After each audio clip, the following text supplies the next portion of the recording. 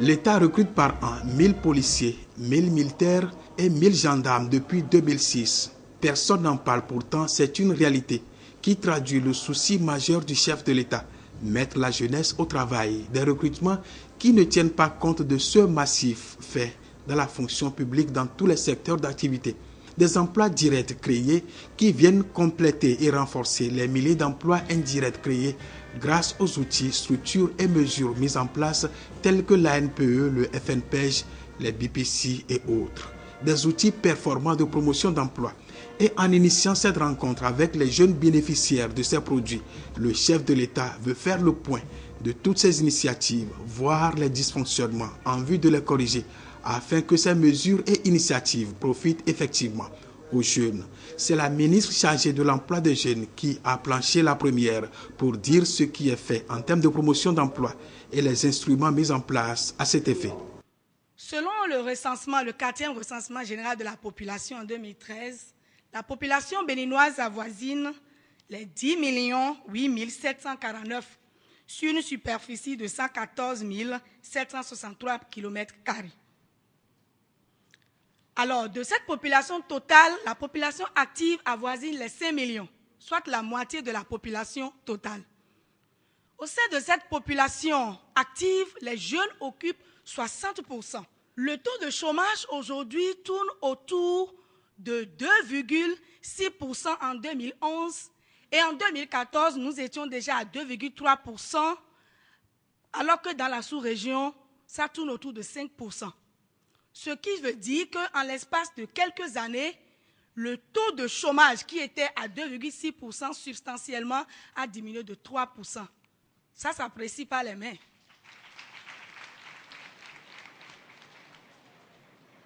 Alors, la politique nationale de l'emploi au Bénin, grâce au leadership éclairé du docteur Boni Yahi, repose essentiellement sur 2 axes. Nous avons la politique nationale de l'emploi qui est déclinée en un plan national d'action pour l'emploi. C'est un plan décennal décliné en 2 quinquennats. Donc, toute la vision fondée sur l'emploi aujourd'hui constitue des axes de ce programme, de ce plan national d'action pour l'emploi. Et au niveau du ministère de l'Emploi, des Jeunes et des PME, nous avons 2 pôles. Nous avons le pôle emploi et nous avons le pôle PME. Alors, concernant, comme je l'ai dit tout à l'heure, la déclinaison de ce plan d'action pour le premier quinquennat, nous avons essentiellement, au niveau de l'emploi des jeunes, le seul service public de l'emploi dénommé Agence nationale pour l'emploi qui existe depuis 2004. Alors, l'Agence nationale pour l'emploi aujourd'hui existe dans tous les 12 départements et est représentée au niveau des 77 communes par des points focaux emploi. Qu'est-ce qui est fait au niveau de l'ANPE? L'ANPE s'occupe de la question de l'emploi et à ce titre, à la date d'aujourd'hui, nous avons près de 14 141 308 demandeurs d'emploi qui ont fréquenté ces agences-là à la date d'aujourd'hui. Alors, dès que les demandeurs d'emploi, puisque c'est des maisons de promotion de l'emploi, dès que les demandeurs d'emploi viennent au niveau de ces agences, qu'est-ce qui se fait? À l'instar du médecin qui diagnostique le mal du malade, les conseillers en emploi qui sont autour de 33 aujourd'hui accueillent les demandeurs d'emploi et discutent avec ces demandeurs-là et les orientent selon les programmes spécifiques. La première vocation de l'ANPE, c'est l'intermédiation entre l'offre et la demande. C'est-à-dire que les conseillers en emploi font des prospections dans les entreprises et collectionnent les offres d'emploi et font des interrelations entre ces offres d'emploi et aussi les demandes d'emploi. À ce titre, à la date d'aujourd'hui, nous avons, au niveau de cette médiation, nous avons au total près de 14 776. Près de 14 776 demandeurs d'emploi qui ont été orientés. Et dans ce cadre, il y a près de 27 000 qui ont été mis en relation et aujourd'hui, l'ANPE, après, disons, cette décennie, a pu insérer dans des emplois durables directs près de 5 000 jeunes. Donc, c'est important pour les jeunes de fréquenter ces maisons à part les émissions que nous suivons, que nous aimons vraiment bien suivre à la télévision, notre deuxième maison, notre deuxième patrie, c'est les agences pour la promotion de l'emploi. Alors, à part ce cœur des métiers, nous avons 2 programmes. Et ces programmes ont été des mesures vraiment spécifiques du gouvernement. Il s'agit de programmes d'appui à l'emploi salarié. Au niveau de ce programme, nous avons à la date d'aujourd'hui près de 14 776. Parce que vous savez, il y a parfois des demandes d'emploi qui existent, mais qui ne répondent pas au profil des offres d'emploi. Donc, il y a parfois des inadéquations entre le profil de ces demandeurs d'emploi et ce que les entreprises désirent. C'est pour cela que ce programme d'appui à l'emploi salarié est né, pour augmenter l'employabilité des jeunes, pour les préparer. Dans ce cadre, il y a 2 produits. Il y a la technique de recherche d'emploi, la valorisation plutôt du poste de travail. Grâce à ça, les jeunes sont formés et on les insère dans des pré-insertions, c'est-à-dire dans des stages d'un an ou parfois de 2 ans pour leur permettre d'être aguerris et facilement de postuler au concours d'entrée dans la fonction publique. Alors, nous continuons à part le programme d'appui à l'emploi salarié, nous avons le programme d'appui à l'emploi indépendant. Aujourd'hui, après le fonctionnariat, vient l'entrepreneuriat. Et il est important que nous comprenions et que les jeunes vraiment puissent explorer cette piste qui leur est offerte. Au nombre de ce programme, c'est-à-dire des jeunes qui ont bénéficié de ce programme d'appui à l'emploi indépendant, nous avons près de 3 298 plans d'affaires qui ont été orientés vers le FNPEJ et sur ces 3 298, près de 128 plans d'affaires ont été financés à hauteur de plus de 400 millions. Alors, nous avons aussi un programme qui constitue le renforcement de capacités des demandeurs d'emploi. Ce programme spécifique concerne la reconversion. Alors, les conseillers en emploi, là, les forment et les orientent, donc renforcent leurs capacités, le perfectionnement et le renforcement de capacités. À ce titre, à la date d'aujourd'hui, près de 400 jeunes ont été renforcés et aussi ceux qui veulent se reconvertir aussi dans les domaines comme l'élevage, l'agrobusiness, les techniques de l'information, près de 424 jeunes. Dans les communes, qu'est-ce qui se passe? Le programme décentralisé pour l'emploi a permis d'intégrer 384 jeunes au service de ces communes parce que nous voyons que la plupart du temps, il y a des migrations professionnelles. Les jeunes qui quittent leur milieu à la recherche de l'emploi, mais pour leur permettre, c'est-à-dire d'accéder à l'emploi dans leur milieu respectif, ce programme décentralisé pour l'emploi a permis, sur place, de recruter près de 384 jeunes. Voilà ce que nous pouvons dire concernant l'Agence nationale pour l'emploi. Alors, au niveau de ce service d'emploi, nous avons un vaste projet, le projet Emploi Jeune, qui est financé à hauteur de près de 17 500 et qui va impacter près de 17 500 jeunes. 17 500 jeunes filles comme jeunes garçons. Ce projet a un intérêt particulier en ce sens que le monde artisanal aujourd'hui a besoin d'être redoré. Donc ce projet vient appuyer ceux qui ont déjà traditionnellement les diplômes qu'on appelle CQP, CQM, les certificats de qualification au métier. Donc ces jeunes-là seront recrutés, seront formés en entrepreneuriat. Et le point focal, c'est l'Agence nationale pour l'emploi. Et 10 000 jeunes seront équipés financièrement pour ouvrir leur atelier. Voilà ce que le projet Emploi Jeune a à offrir aux jeunes.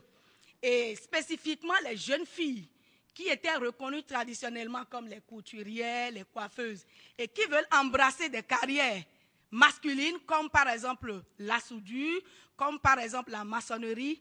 Il y a un programme spécifique pour ces jeunes filles-là.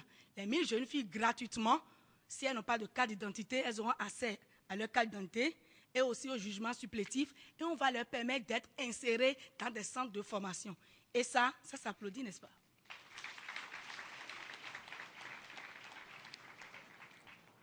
Nous avons aussi les Business Promotion Centers qui sont des centres régionaux de ressources pour permettre aux jeunes toujours d'aller dans l'entrepreneuriat.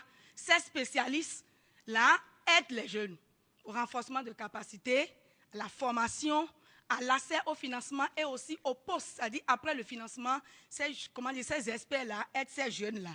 Aujourd'hui, nous avons la statistique 30 septembre 2015, près de 59 728 jeunes qui ont fréquenté ces BPC. Nous avons 6 Business Promotion Centers fonctionnels et 3 en cours de mise en service très incessamment. Et ceci a permis alors d'élaborer près de 1108 plans d'affaires orientés vers le FNPEJ et vers d'autres structures de financement. Nous n'en voudrons pas d'évoquer le vaste programme, le partenariat public-privé entre l'Agence nationale pour l'emploi et Média Contact Services dans l'économie numérique.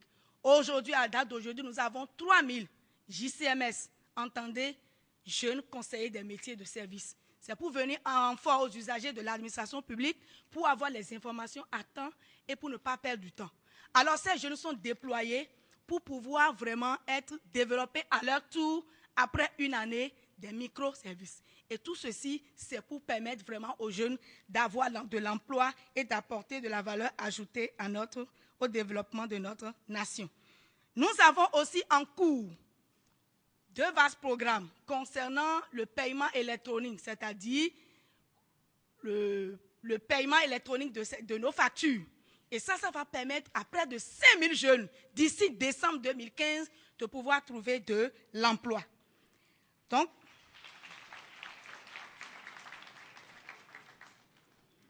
d'une manière générale, en 2014, nous avons eu près de 18 174 emplois. 18 174 emplois en 2014. Voilà donc le pool emploi. Le pool PME au niveau des petites et moyennes entreprises, parce que comme je l'ai dit tout à l'heure, c'est la deuxième porte de sortie. Nous sommes capables. Le jeune qui s'insère dans le fonctionnariat reste seul jusqu'à la fin des 30 ans, alors qu'un jeune qui ose entreprendre est obligé de recruter de la main-d'œuvre. Il entre seul, mais il sort peut-être 10, 20, 30, 40. Et voilà aussi l'objectif du gouvernement du Dr Boni Yahi, d'encourager les jeunes dans l'entrepreneuriat. Et par rapport à ça, aujourd'hui, grâce aux réformes intervenues, nous pouvons aujourd'hui créer une salle en une journée avec 17 000 francs CFA. Et pour une entreprise individuelle, avec 10 000 francs CFA, on peut créer une entreprise individuelle. Et mieux, le statut de l'entrepreneur, qui est une innovation du gouvernement, permet gratuitement de déclarer tout jeune qui a une initiative, d'être déclaré comme entrepreneur. Voilà donc des réformes qui encouragent. Et mieux, dans la loi de finances SI 2015, il y a une part particulière aux entreprises locales. C'est-à-dire 60% de toutes les consommations de l'État doivent provenir de nos entreprises au plan local. C'est pour encourager l'entrepreneuriat. Donc, par rapport à ça, il y a lieu vraiment de remercier le chef de l'État pour vraiment ces grandes réformes intervenues au niveau de l'emploi au Bénin. Alors, je continue en disant que grâce au plan stratégique de l'Agence nationale des petites et moyennes entreprises qui fait fonctionner le pool PME, nous avons près de 2500 entreprises qui seront financées pour pouvoir générer près de 125 000 emplois. Ce plan-là est en cours d'exécution. Donc, d'une manière générale, nous pouvons dire qu'aujourd'hui, la question de l'emploi n'est plus une priorité, mais c'est une urgence. Parlant des BPC, Business Promotion Center, elle a noté que 6 sont déjà créés, 3 en cours d'équipement.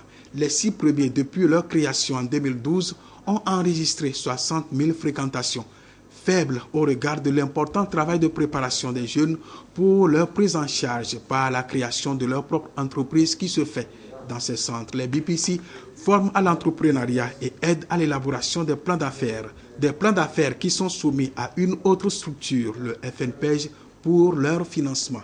Les jeunes, en prenant la parole, ont remercié le chef de l'État pour les différentes initiatives qui les autonomisent et ils justifient la faible fréquentation des Business Promotion Centers par le paiement des prestations des centres. Les cours sont payants, de même que l'élaboration des plans d'affaires. Ils ont aussi évoqué le non-suivi des plans d'affaires et le financement ne suit pas toujours. Des informations qui n'ont pas laissé indifférent le chef de l'État. Le président Boni Yahi a sur place pris une importante décision, saluée par un tonnerre d'applaudissements, la mise en place d'une structure de suivi des jeunes et de leurs plans d'affaires. 60 000 jeunes, n'est-ce pas, qui ont visité les BPC. C'est pas mal. Vous comprenez très bien que vous devez maintenant intensifier la campagne de sensibilisation. Oui. Il faut intensifier. Nous sommes 10 millions. Sur les 10 millions, il y a au moins 5 millions de jeunes. N'est-ce pas? 5 millions de jeunes, ou peut-être un peu au-dessus. Environ 52%. Hein, si on confond, etc. Alors, donc ce qu'il faut maintenant, il faut une véritable campagne, une stratégie de sensibilisation, de communication. Il faut prendre bonne note de cela, Madame le ministre, pour introduire une communication au Conseil des ministres, pour voir comment lui donner les moyens et voir avec les médias de la place, les radios communautaires, etc., pour expliquer dans toutes nos langues ce que c'est. Alors, nous allons voir, vous allez faire des propositions, est-ce qu'on peut, à mon avis, et comme il le souhaite, puisque ça va dans le sens de la rationalisation, parce qu'il ne sert à rien de démultiplier les structures, ça a un coût. Et demander en même temps à la NPE d'accompagner. Quelqu'un sort, un jeune sort, il faut absolument l'accompagner pour régler les questions d'accès au financement. Donc les banques, nous allons mettre un partenariat stratégique entre l'État et les banques, sans pour autant nous substituer aux jeunes, mais les introduire. Une espèce de coaching, les suivre, voir leur gestion. Celui qui veut, comment dirais-je, commettre d'impair, il le rappeler à l'ordre. Il faut un suivi, c'est important. Donc, il faut absolument que vous ayez des moyens aussi pour discuter avec les autorités municipales, pour trouver les domaines, les terrains, domaines industriels, s'ils veulent être industriels, etc., s'ils veulent faire le service. En tout cas, il leur faut un domaine. Régler la question de l'accès à l'eau, la question de l'accès à l'énergie.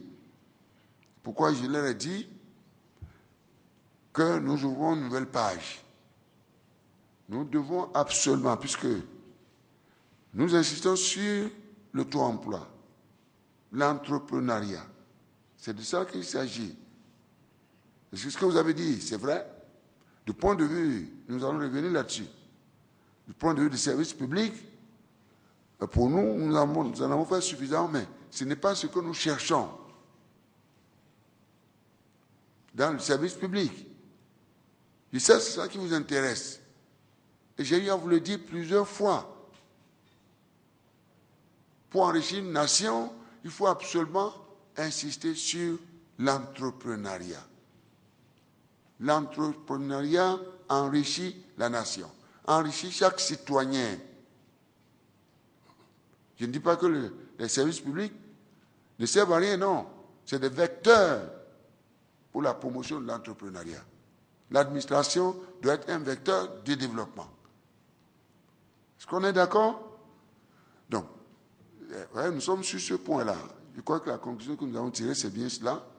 Que ce soit l'accès au domaine pour vous installer.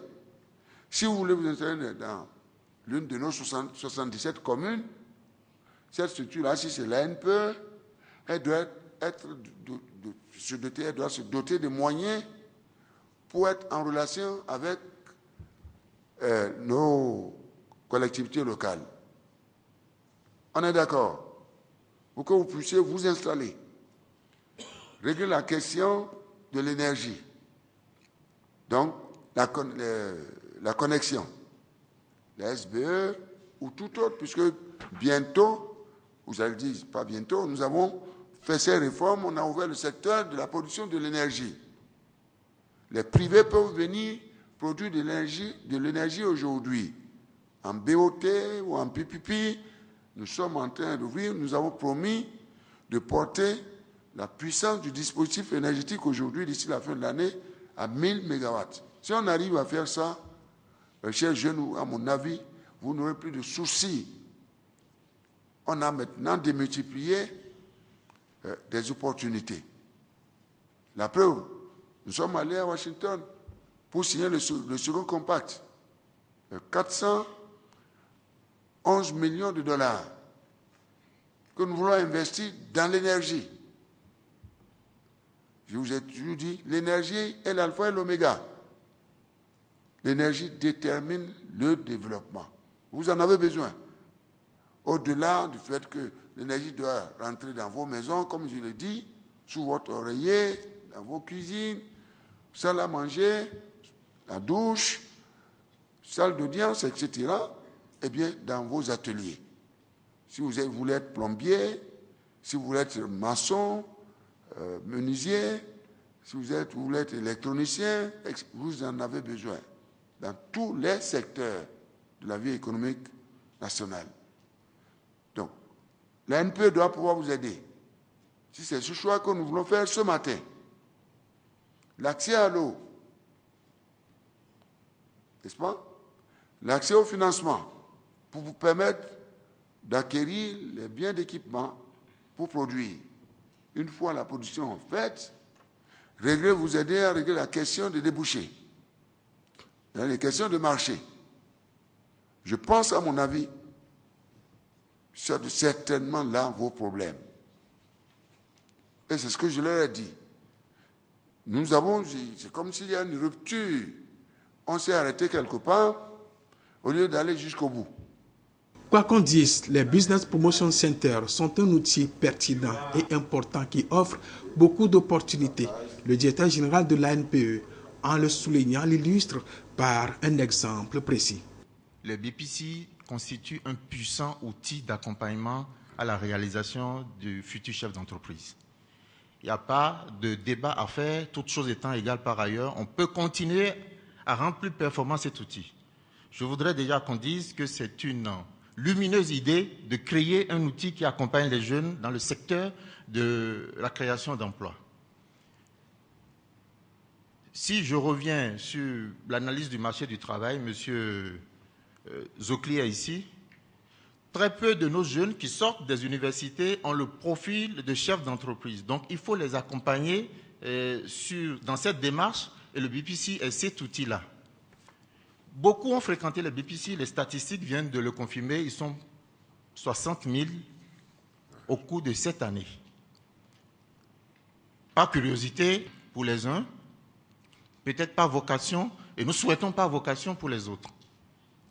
L'accompagnement du BPC s'arrête, comme vous l'avez si bien dit, dès que le jeune a réalisé son business plan, mais nous continuons dans la recherche de financement, dans l'installation dans le suivi post-installation et la recherche de débouchés. Mais cet intervalle, l'outil qui manque ou le maillon qui manque, c'est cet accompagnement quand le jeune a reçu un financement ou n'a pas encore reçu de financement. Le BPC aujourd'hui se déculpe. Le BPC s'engage à les accompagner, mais nous n'avons pas cet outil-là. Ce n'était pas une mission dédiée au BPC que d'aller sur le terrain et de faire le suivi de chaque chef d'entreprise. Je voudrais vous donner un chiffre. La Banque mondiale, tout dernièrement, a recruté des primo-créateurs d'entreprises, en tout cas sur la base de leur business plan qu'ils ont défendu devant les experts de la Banque mondiale. Eh bien, la Banque mondiale a recruté un certain nombre de plans d'affaires. 60% de ceux qui ont été recrutés ont été formés par le BPC d'Abomey Calavi. Ça veut dire que l'expertise existe et il reste aux jeunes de s'approprier leur business plan et de le défendre et de s'engager déjà à le réaliser comme l'a fait notre jeune ami de la production du savon. Aujourd'hui, nous avons 6 BPC fonctionnels. Il y a le BPC de Porto Novo, le BPC de Cotonou dédié aux femmes, WBPC, mais qui n'est pas interdit aux hommes. Vous avez choisi à l'époque qu'on ait un centre qui accueille les dames, les futurs chefs d'entreprise et même les chefs d'entreprise actuels. C'est pour ça qu'on a dédié le BPC de Cotonou aux dames. Nous avons créé un BPC à Calavi. L'État a créé un BPC à Lokossa.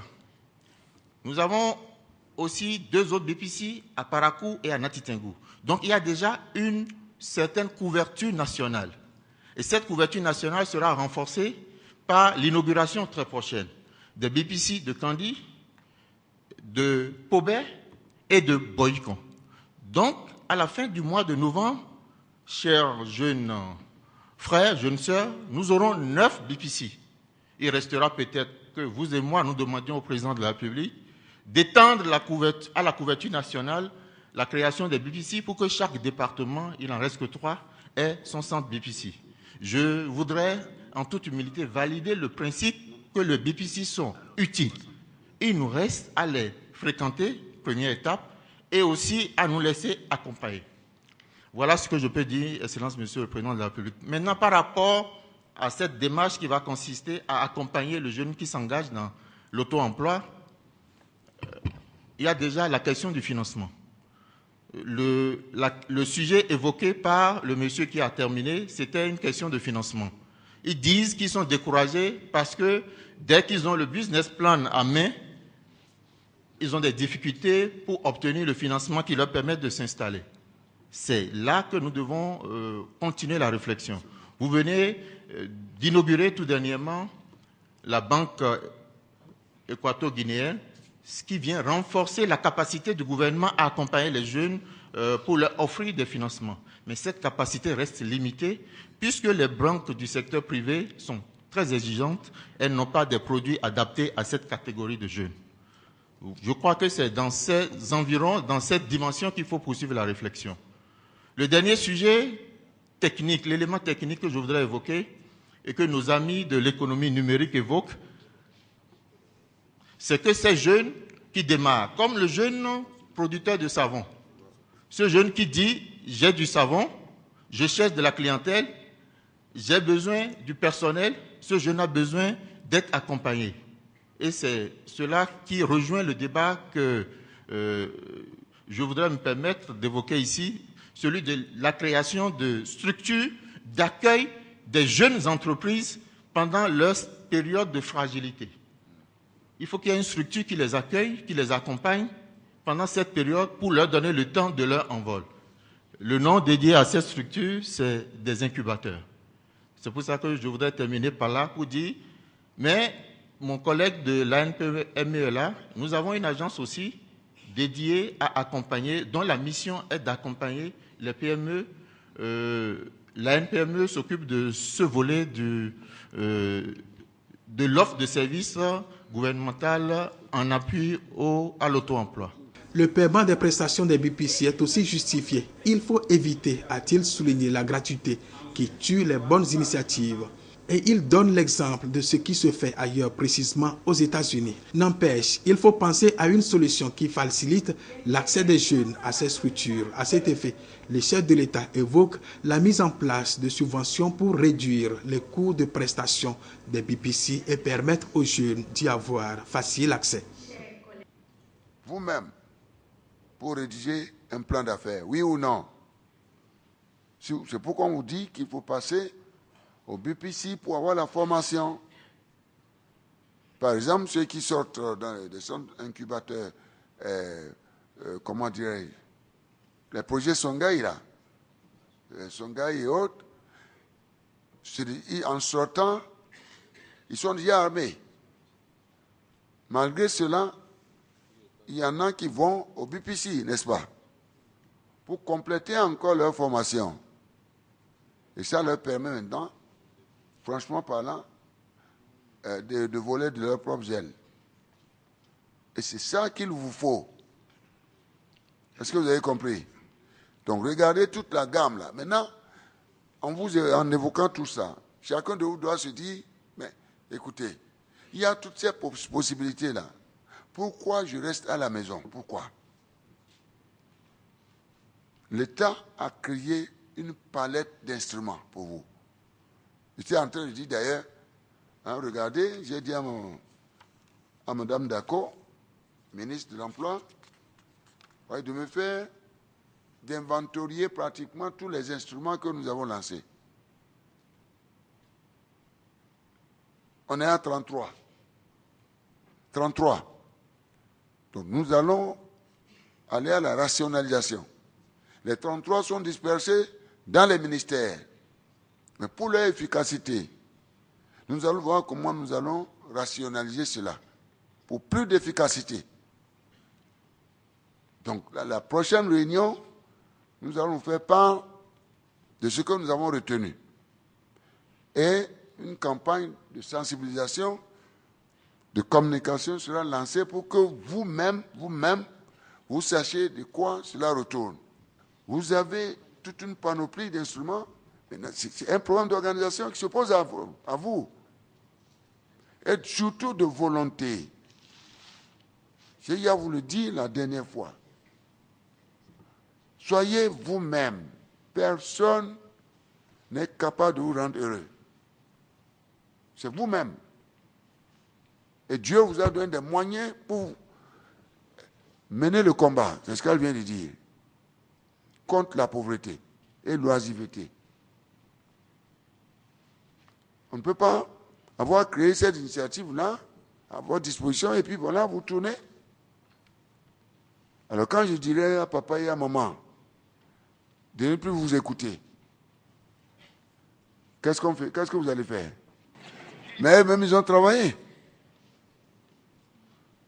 Après la majorité, c'est fini. Le contrat est terminé. C'est un contrat social. C'est terminé.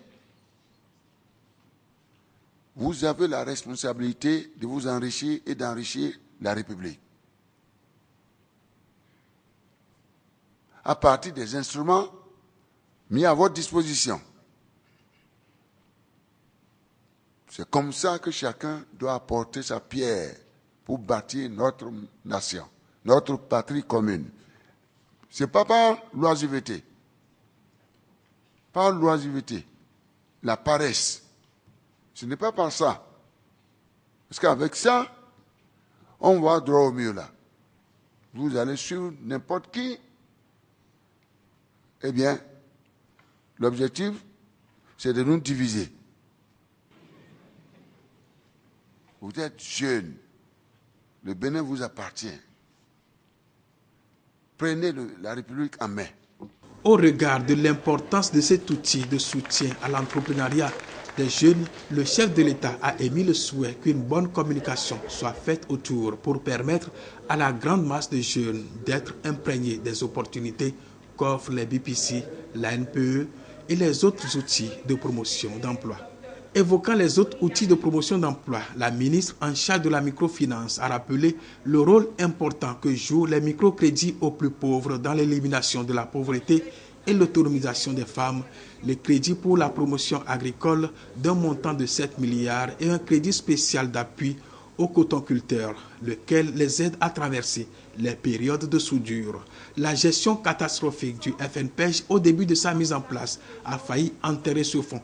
Mais les dispositions prises aujourd'hui ont permis d'en faire un précieux outil de soutien au financement des projets d'affaires et de création d'entreprises. Aujourd'hui, le FNPEJ a financé environ 400 projets pour un montant de plus de 450 millions de francs. L'économie numérique est l'autre secteur assez pourvoyeur d'emplois sous d'autres cieux. Le gouvernement veut en faire un axe central de sa nouvelle politique de promotion d'emploi et tout un faisceau d'actions, de mesures et de réformes sont déjà engagés. Le support de tout ce que nous disons, de tout ce que nous faisons ici, c'est les technologies de l'information et de la communication. Ce que nous devons dans les réformes, il y a la réforme de Bénin Télécom. Nous essayons de mettre en place cette réforme pour vous donner beaucoup plus d'infrastructures, pour que partout où vous êtes, vous pouvez avoir ce qu'on appelle communément la connexion. Aujourd'hui, nous voulons que dans chaque commune, qu'il y ait des opérateurs, des petits opérateurs qui puissent donner des communications à tout le monde. Et sur ça, on a beaucoup d'infrastructures que le gouvernement, le chef de l'État a essayé d'initier et les prêts, les financements sont sur place. Nous avons également le passage de l'analogique au numérique. Là, c'est un projet très important parce que c'est ça qui va numériser les communications et ça va vous permettre d'avoir sur le même support, vous aurez l'Internet, la voix et les images. Donc pour ça, nous aurons la fibre optique à domicile. Voilà. Donc c'est une partie du projet qui va concrétiser l'entrée définitive dans l'ère du numérique. Maintenant, sur le volet de vos emplois, qu'est-ce que nous avons essayé d'arrêter? 3 programmes, 3 projets très importants. Premièrement, vous avez les centres d'appel. C'est vrai, quand on dit centre d'appel, on n'a pas idée de savoir ce qui est vraiment au fond. Les centres d'appel, vous êtes là, vous avez des informations. Vous devez appeler ces centres d'appel pour les avoir. Dans les ministères, vos orientations, quelqu'un a eu le bac, il a eu la licence, il ne sait pas ce qu'il faut faire d'autre. Il faut qu'il traverse les centres d'appel, il peut être informé. Là, déjà, peut-être que vous n'avez pas été attentif. Le chef de l'État a déjà répété plusieurs fois vos capacités. Il faut que vous l'améliorez. Et c'est vrai, moi-même, j'ai été très satisfait de ceux qui sont intervenus. Ils l'ont fait brillamment. On voit que c'est de la compétence. Là, vous vous améliorez. C'est ça, le fond, parce que c'est ce que vous valez. On ne peut pas être médiocre et vouloir un beau jour décréter être bon.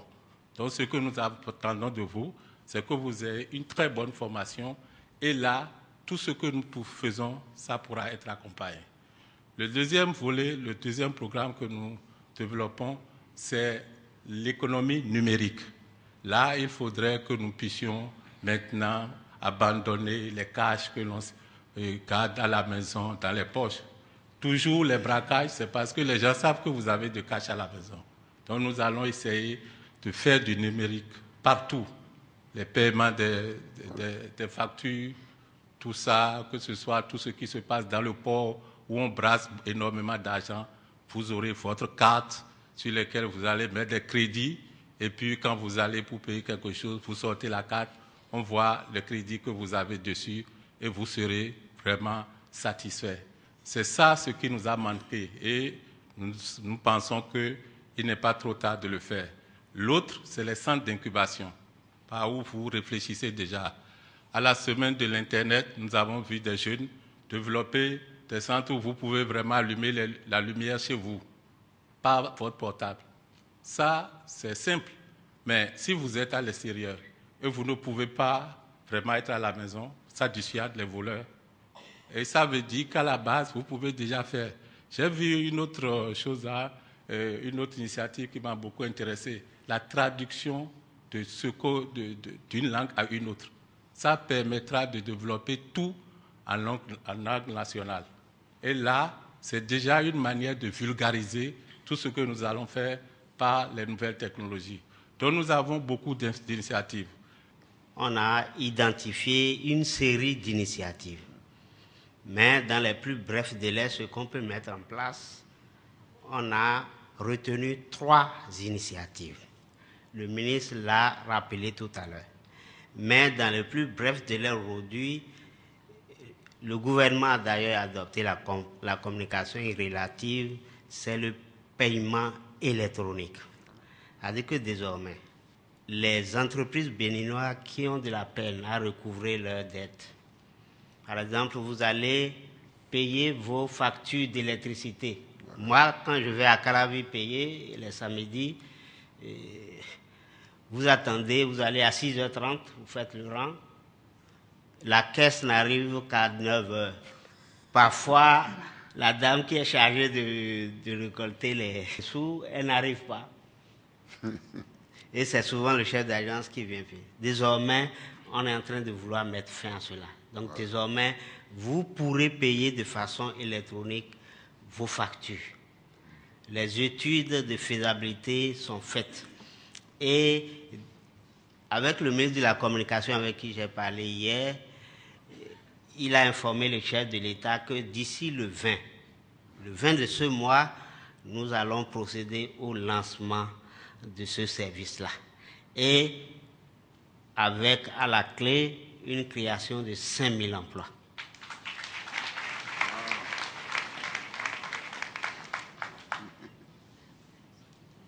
Ce que nous voulons faire, c'est nouveau au Bénin, c'est peut-être aussi nouveau en Afrique de l'Ouest, mais c'est déjà répandu dans les autres régions de l'Afrique, en l'occurrence en Afrique de l'Est. Si nous arrivons à le faire, nous allons dépasser tous ces pays. Le service que nous proposons et qui va être mis en place, mis en œuvre, concerne 14 entités. 14. Il y a Bénin Télécom Infrastructure, Bénin Télécom Service, la SBE, la SONEB, et j'en passe. Et aussi un secteur stratégique pour nous dans le pays, la SONACOP. Vous savez, les problèmes qui se posent à la SONACOP, ce n'est pas seulement le problème d'indisponibilité qui se pose, c'est le problème aussi de sous, de crédit. Donc cela permettra de régler, parce que parfois vous allez au niveau de la SONACOP, les tickets qui viennent aussi sont falsifiés.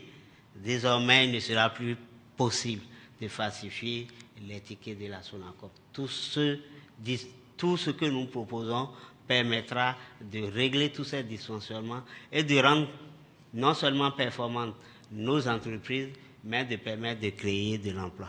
Le président Boni Yayi, de par les actes qu'il pose et les initiatives qu'il prend, montre que la jeunesse et son emploi sont au cœur de ses préoccupations. Et le budget général de l'État, exercice 2016, en donne la preuve. Généralement, quand on veut parler de budget alloué à l'emploi, nous faisons une estimation erronée. Nous avons pris sur nous la responsabilité de fouiller dans le fond du budget de l'État et du budget des structures spécialisées. Cette année, nous avons 165 milliards de francs CFA qui sont dédiés au budget. Et notez avec précision, parce qu'on va vous dire 165 milliards où. Pour les structures spécialisées d'emploi, nous avons 43 milliards 550 millions de francs CFA. Et vous pouvez noter les détails. L'ANPE, son budget 2016 prévisionnel est de 5 milliards 500 millions. Le FNPEJ, son budget prévisionnel pour 2016 annoncé est de 6 milliards. Le Fonds national de microfinance, toutes ces interventions sont orientées vers l'emploi, que ce soit des femmes en majorité ou des jeunes. Son budget prévisionnel pour 2016 est de l'ordre de 25 milliards de francs CFA. L'Observatoire pour l'emploi et la formation, pour sa reprise, son budget prévisionnel est d'1 milliard de francs CFA. Les BPC, nous en avons abondamment parlé ici, pour leur redynamisation, leur budget c'est d'1 milliard 500 millions de francs CFA. Je finis par les centres d'appel, qui constituent une initiative nouvelle que nous entretenons dans le modèle PPP. Cette année, nous avons déjà fait un effort sur le budget national. Nous sommes en train d'aller vers un mécanisme qui permette de faire venir les privés. Et donc, ces privés vont beaucoup investir, mais l'État postule pour une mise propre de 2 milliards de francs CFA. Ça, c'est pour les initiatives spécialisées d'emploi. Mais lorsque vous allez dans le budget général de l'État, vous allez voir que depuis 2 ans, nous avons opté pour l'emploi contractuel. Et quand on parle d'emploi contractuel, ce n'est pas pour les gens qui sont à la retraite, c'est pour nous les jeunes. À ce niveau, pour une masse salariale totale de l'État, autour de 340 milliards de francs CFA, le salaire imputable aux emplois contractuels était de 110 milliards de francs CFA. Quand vous ajoutez cela au total imputable aux initiatives spécialisées, vous vous rendez compte que nous sommes déjà autour de 153 milliards 550 millions de francs, 550 millions de francs CFA. Maintenant, pour les recrutements au titre de 2016, nous avons prévu autour de 14 000 recrutements nouveaux et l'incidence financière y afférente est de 12 milliards 200 millions de francs CFA. Pour ceux qui ont des calculatrices, si vous calculez, vous allez voir que tout ça, ça fait 165 milliards 550 millions de francs CFA avec précision. Ça, c'est les chiffres. Ça, c'est les chiffres. Mais on ne s'est pas arrêté là. La création de l'emploi, c'est aussi des incitations fiscales. Cette année, sur recommandation du chef de l'État, nous avons inscrit dans la loi des finances, qui est en ce moment à l'Assemblée nationale, des incitations fiscales pour les entreprises en fonction de leur degré de création d'emplois. Ainsi donc, pour une entreprise qui crée entre 1 et 5 emplois, il y a un crédit d'impôt qui lui est accordé. pour une entreprise qui crée entre 5 et 10 emplois, il y a une incitation fiscale en termes de crédit d'impôt qui lui est accordée. Au-delà de 10 emplois, il y a une incitation qui lui est accordée. Tout ça, c'est pour les jeunes. Le chef de l'État m'a demandé tout à l'heure si on n'accorde pas une exonération d'office aux jeunes sur une certaine période. Je lui ai dit oui, mais il faut que je nuance. Dans notre droit positif, les lois sont impersonnelles.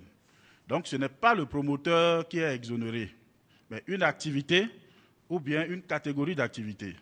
Et donc dans la loi des finances, nous avons étendu les exonérations des activités de production jusqu'aux activités de transformation en passant par la conservation. Ainsi donc, nous postulons que pour les jeunes qui viennent de commencer, sur les 2 premières années, ils sont d'abord à l'étape de petites et moyennes entreprises.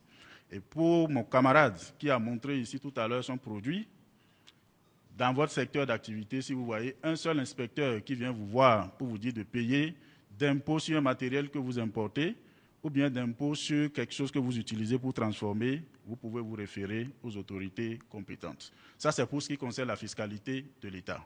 Mais il faut comprendre aussi que les mairies ont leur propre système de collecte des ressources que vous confondez souvent à l'administration fiscale. Donc ça, il faut pouvoir comprendre ça. Vous avez parlé aussi du marché. L'État ne vous a pas abandonné pour le marché. Depuis 2015, le budget 2015, sur instruction du chef de l'État, nous avons pris des mesures qui permettent d'accompagner la dynamique de promotion d'emploi que nous avons entreprise. Et ces mesures-là, c'est comment nous faisons pour consommer ce que vous produisez. Nous avons donc fait obligation à partir de 2015 que les consommations en termes de mobilier, vous allez voir que toutes les chaises, tous les fauteuils dans lesquels nous sommes assis, y compris le chef de l'État, c'est de fabrication locale. Nous exigeons à toutes les administrations de s'approvisionner à hauteur de 60% au moins pour ce qui concerne les mobiliers locaux. Nous avons aussi fait l'obligation pour que dans nos cantines scolaires, dans les camps militaires, dans les restaurants universitaires, les vivres soient de production locale. Pour les jeunes qui sont donc dans l'agriculture, ça veut dire que l'État a trouvé une solution plus ou moins partielle pour les questions de marché. Pour l'année que nous voulons commencer, nous avons rajouté de nouvelles mesures. Et je voudrais annoncer la bonne nouvelle à mon ami qui fait la production de savon, que l'année prochaine, 80% de ce qui est utilisé dans l'administration pour des questions d'entretien en termes de savon liquide et consorts, ce sera de production locale. Nous voulons donc que vous les jeunes, vous innoviez pour pouvoir labelliser. Je finis en répondant à la question que vous êtes en train de vous poser et que je sais tous. Vous vous demandez bien évidemment, il y a tout ça, pourquoi on ne profite pas? Certains en profitent. Mais il y a 3 facteurs pour que vous puissiez profiter de façon efficiente à tout ce qu'on vient de dire. Le premier facteur, c'est d'abord vous-même, la volonté. L'ère où on s'assoit et tout tombe devant nous est terminé. Certains de nos aînés ont eu cette chance-là. Et parmi eux, Monsieur le Président, excusez-nous, nous critiquons ceux qui développent la xénophobie. Nous ne voulons pas aussi entretenir la vieillophobie, mais nous essayons de mettre la main sur un certain nombre de réalités. Hier, nous avons eu des aînés qui, une fois fini l'école, on leur demande pardon pour aller travailler. Aujourd'hui, ce n'est plus le cas. Ça veut dire que vous devez vous battre vous-même. Ceux qui passent de quartier en quartier pour dire on ne vous crée pas d'emploi, ils ne pourront pas mieux faire demain. Parce que le problème de l'emploi, c'est un problème de tous les gouvernants. À commencer même par les États-Unis, la plus puissante économie du monde. Et donc, il faut que vous sortiez. L'emploi est quérable, il n'est pas portable. Vous avez vu le nombre de personnes qui ont pu visiter les centres là, ici tout à l'heure, c'est très peu. En France, avant même qu'on ne vous considère comme chômeur, on voit d'abord le nombre de fois que vous avez fréquenté un centre spécialisé de promotion d'emploi. Avant que vous n'accédiez à un emploi dans un mécanisme spécialisé, on voit d'abord si vous êtes habitué à vous informer sur l'emploi. Voilà. Donc, le premier facteur, c'est d'abord votre volonté. Dites-vous que l'emploi est quérable et le chef de l'État vient de dire c'est vous-même qui êtes les transformateurs de votre destin, y compris moi-même. Ça, c'est le premier facteur, c'est vous-même. Le deuxième facteur, c'est la communication. Et cette communication, elle commence par ce que le président de la République est en train de faire. À l'avant-dernière séance, nous avons eu la chance d'avoir ici l'un de nos amis que nous adulons tous, Econ, l'artiste international. Il a dit que lui sillonne tous les pays du monde. C'est la première fois qu'il a vu un échange interactif entre un président et sa jeunesse en matière d'emploi. Donc c'est une chance. Voilà un premier acte fort de cette communication. Le deuxième, c'est ce que le chef de l'État nous demande de faire. Les structures spécialisées doivent pouvoir sortir et expliquer aux jeunes. Elles doivent utiliser les structures qu'il faut pour que les jeunes puissent comprendre. Enfin, le troisième facteur, c'est l'efficacité au niveau des structures qui sont chargées de vous servir.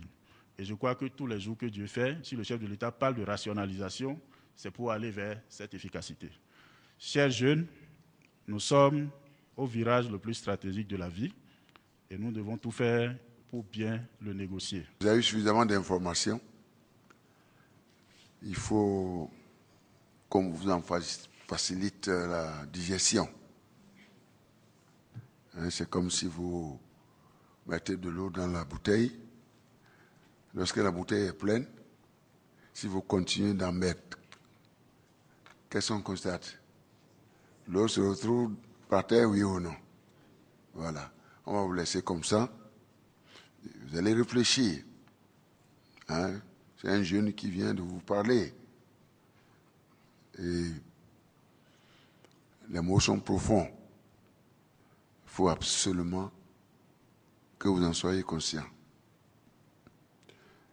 Et je vous ai dit que le Bénin a pris des engagements internationaux. En votre nom, au nom de la République. Puisque la République, c'est vous. C'est vous.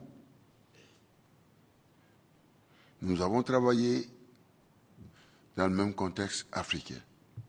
Et nous avons constaté que le Bénin a rejoint le peloton des pays qui créent la richesse. Bon, je vous ai dit, les 3 dernières années, par exemple, se retrouvaient autour de 5,5-6% de croissance économique. Et nous avons aussi constaté, en dépit du retour de la croissance, il y a de grosses poches de pauvreté. C'est-à-dire quoi? Ce qu'on s'est dit à New York tout récemment, à l'Assemblée générale des Nations Unies. Ça veut dire que nous sommes en train d'oublier la jeunesse. La grosse poche de pauvreté là, n'est-ce pas, est véhiculée par vous.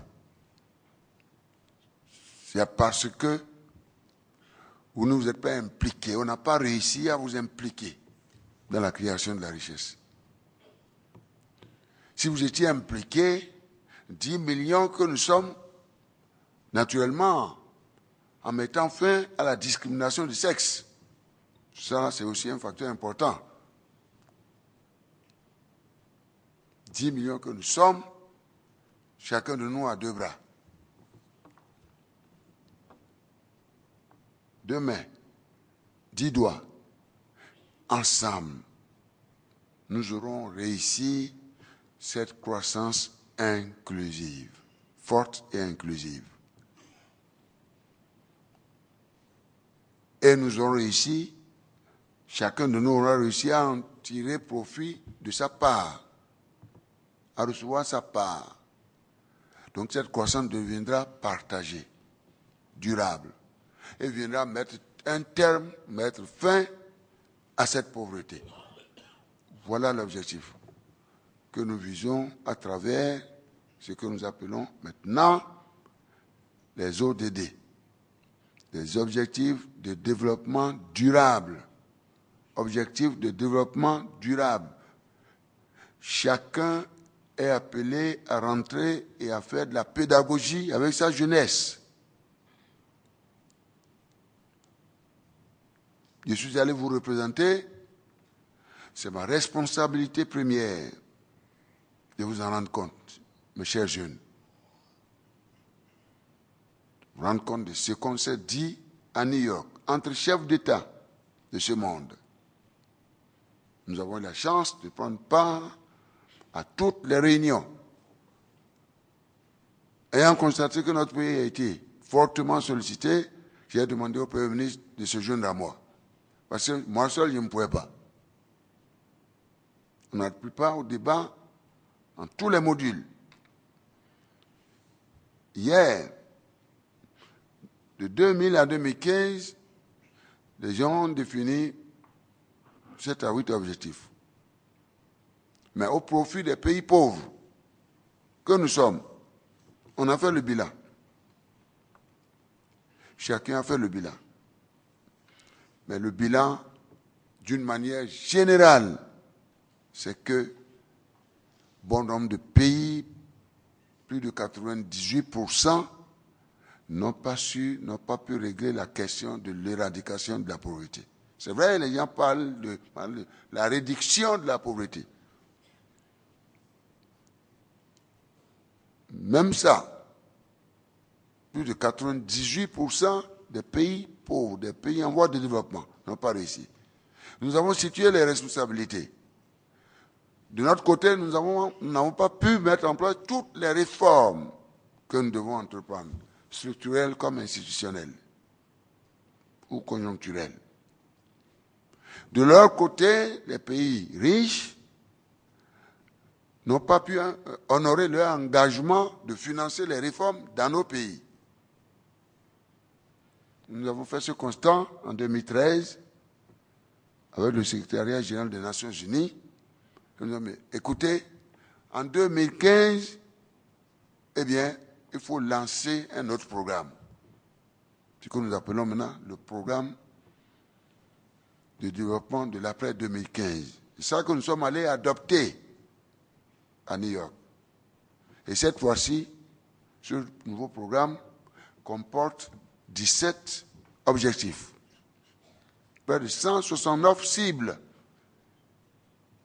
Tout ce dont on a parlé là, tout est dedans. Retenez cela. Tant qu'on n'aura pas réussi à vous impliquer, n'est-ce pas, à vous intéresser, à faire de vous de véritables acteurs de votre destin. Je dis bien de votre destin, parce que vous voulez du bien pour vous-même et vous voulez du bien pour la nation, pour le continent, pour le monde. Tant qu'on n'aura pas réussi à le faire, on n'ira nulle part. Et c'est une bombe qui guette le monde entier. Ce n'est pas le Bénin seul. Ce n'est pas le Bénin seul. Ce n'est pas une question à politiser. Si on vient vous dire, oui, voilà, comment dire, on vous a créé des emplois, il y a trop de chômage, il y a trop de pauvreté. Mais où est-ce qu'il n'y en a pas? Où est-ce qu'il n'y en a pas? C'est une responsabilité partagée. Vous avez la vôtre, nous avons la nôtre. Et comme il a si bien dit, ça ne date pas de 2006. Eh bien, mais ce n'est pas une excuse. L'essentiel est que chacun fasse correctement son travail, où qu'il se trouve. Ceci est très important. Donc, cette rencontre a le mérite d'intervenir au lendemain de ces débats. Mais je terminerai, parce que ça, c'est très important et on ne le dira pas assez. Alors, ces ODD ne concernent pas uniquement les pays pauvres, ne concernent pas uniquement les pays en voie de développement, mais concernent maintenant le monde entier. Parce que nous tous, blancs comme jaunes, comme noirs, comme quelle couleur encore, je ne sais même plus, nous avons juré la main sur le cœur de construire un monde nouveau, plus juste, un monde nouveau qui concourt à une véritable transformation économique de nos pays. Et sur cette base, nous avons défini les 17 objectifs. Le Bénin a pris part en la personne du professeur Giraud. C'est une marque de considération de la part du secrétaire général des Nations Unies qui, en 2013, m'a saisi et m'a demandé de désigner quelqu'un. À vrai dire, c'est le peuple béninois qui a été ainsi honoré de par sa démocratie. Maintenant, faisons un effort pour donner un contenu économique à cette démocratie-là. C'est ça qu'on n'arrive pas à faire. À cause de vous. Parce que vous ne vous décidez pas. Vous êtes les plus nombreux, plus de 50%. Vous êtes mis complètement en réserve, à l'écart. Vous vous êtes mis. Ou alors on vous a mis et vous avez accepté. Et vous continuez d'accepter. Je vous ai dit, je vous dis, papa et maman sont fatigués. Ils m'ont dit ça. Ils sont fatigués. Prenez vos responsabilités. On a mis des instruments à votre disposition. Nous allons encore rationaliser. Mais si c'est les moyens, franchement par là, vous en avez. Il reste maintenant votre volonté, votre détermination, votre abnégation à travailler, à sortir de l'oisiveté. Parce que quand je ne suis pas emmené, il faut trouver du travail aux enfants. Ce que je veux moi-même. Je les convoque au palais, ils me laissent parler, je parle. Bon, ils remettent la tête, il faut semblant de m'écouter. Mais quand je sors, moi je pense qu'ils m'ont écouté, mais on se retrouve à une autre séance, je constate que c'est le retour case départ. Donc, ne venez plus me dire que vous ne connaissez plus la NPE, vous ne connaissez plus BPC, vous ne connaissez plus ceci, vous ne connaissez plus cela. On va encore simplifier pour réduire, j'allais dire, vos allers-retours. On va simplifier pour que depuis votre atelier, vous ayez tout. C'est de ça qu'ils ont parlé, l'économie numérique. Ce dont on parle là, on parle de vos ateliers, on parle de nos administrations, on parle de nos universités. Tenez, l'université de Calavi, il n'est pas là, le professeur Abiola, il ne sait plus. Plus de 40 000, je ne sais même plus, sauf erreur de ma part, peut-être que je me trompe. Plus de 40 000 étudiants. Mais si nous n'introduisons pas les nouvelles technologies de l'information et de la communication, Monsieur le ministre Etienne, vous pensez que ces gens-là vont se retrouver pour gérer le nombre de boursiers, gérer les bourses, une gestion en ligne, je veux dire, hein? Donc, nous allons progresser, je vous ai dit, maintenant, chaque seconde, je vous préviens, j'ai des témoins là. Vous n'allez pas dormir. Il ne va plus dormir. Je lui ai dit chaque fois, toutes les secondes, je l'appelle. Mais ça là, comment on va numériser cette affaire-là? Parce qu'en numérisant, on crée un emploi. En numérisant, on crée un emploi. La santé à distance, l'éducation à distance, tout ça, il faut que ça rentre dans les mœurs maintenant. Pourquoi nous avons prévu la mise en place de cette fibre, la généralisation de la fibre optique, partout, partout. Dans vos maisons, dans vos ateliers, partout. Est-ce que vous avez compris? Parce que c'est les déterminants de l'entreprise. Donc je disais, et là je termine, l'élément essentiel que vous allez retenir, non seulement ça concerne le monde entier, les ODD, mais le point pour moi qui me paraît essentiel sur les 17 objectifs, c'est la question des changements climatiques. Vous sentez ça vous-même. Regardez la partie sud de notre pays. Cotonou, la moindre pluie, c'est les inondations. Pourquoi la remontée de la mer? Le réchauffement de la Terre, notre planète est malade. Parce que nous sommes sous la mer remonte. L'érosion côtière qui en découle concourt à la destruction de nos édifices, de nos routes, de nos ports, de nos ponts, etc. Vous remontez au fur et à mesure que vous remontez, c'est la sécheresse, la désertification, etc.